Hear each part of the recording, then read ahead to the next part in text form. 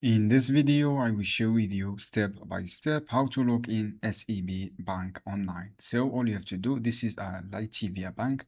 Go to Google, search for SEB Banka, click the first result here. If you want to English translations, click this one.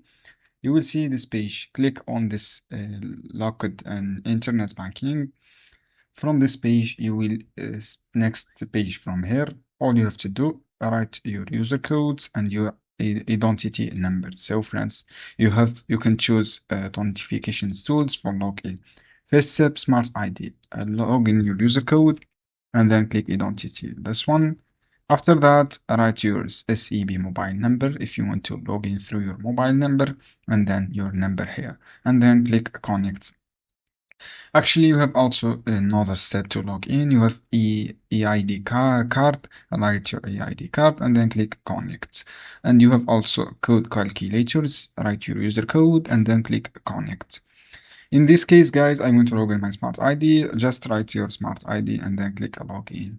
This is how you can do. I hope this guide helpful for you. Don't forget to give like and give share this video for more content.